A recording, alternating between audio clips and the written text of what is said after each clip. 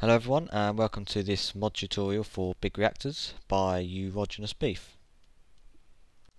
So this mod is a great mid to late game power supply or power source for thermal expansion. The main output is redstone flux, and yeah, you can come up with some really good designs with it. It's really freeform, you can do quite a lot. So here we have yellowite ore. This is the world gen, which if you smelt down will give you some yellowite ingots, which are the fuel source for your reactor. Well, the first fuel source for the reactor. So let's get on and build one. So the first thing you should do is build yourself a reactor core, and this will consist of a reactor casing, some yellowite fuel rods, and a control rod to cap off the core. Now you can do your cores in many designs, I guess. I've got two together here. I've got a 2x2 core there, a little cross core there, and a row. You can also go higher than that.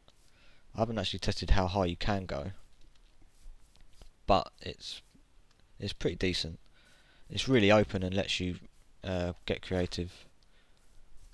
So once you have your core, you need to build yourself a frame. This will consist of more casings. On this setup here, I've left a 1 block space around the core, but you don't have to do that.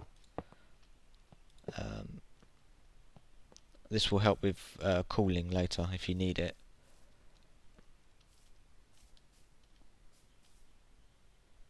So once you have your frame built, you can fill it in with more casings.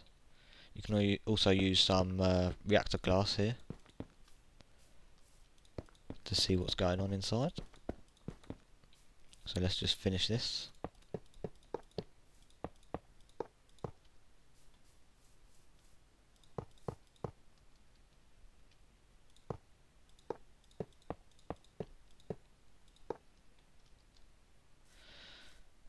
Now the three important blocks to use to get access to your reactor will be the reactor controller. Well, that's the main block. To withdraw power, you're going to need a power tap, and to input your yellowite ingots, you will need an access port. You'll also need another access port and have that set to out to extract some cyanide ingots, which you can reprocess into a different fuel type, which I'll show you shortly. So once you have the main access points and inputs, you can finish off your reactor, and when you finish the multi-block, the texture will change to tell you it's complete. The controller panel will turn red to tell you it's accessible.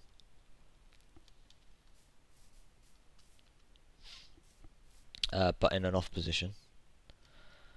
So all you need to do now is add your yellowite ingots. It will fill the reactor core with a yellowite liquid, and you can simply activate it.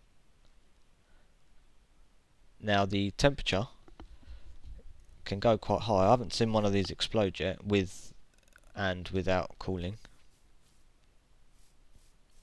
But the higher the temperature goes, the more the power drains down. So if you can find a balance, I haven't been able to, and I've built quite a few designs just messing around with it. But at a certain temperature, I noticed around 700, 800 degrees, once that gets to that temperature, the power starts to decrease.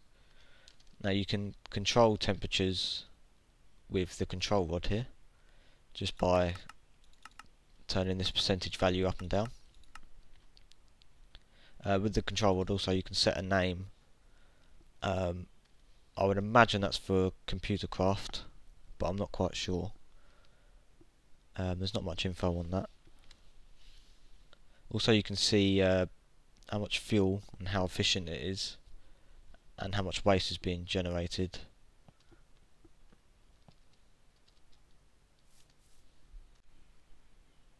So as you can see now, the temperature's kind of stabilised, and so is the power. So it's a constant 220 redstone flux per tick, or 21, 22 Minecraft joules per tick. There will be a waste product, but it will take some time. You can set up Buildcraft or thermal expansion pipes to extract items and input items into the reactor. And you just withdraw your power like so. As you saw there, the texture turned green. Input on the top, and we withdraw power. It's as simple as that.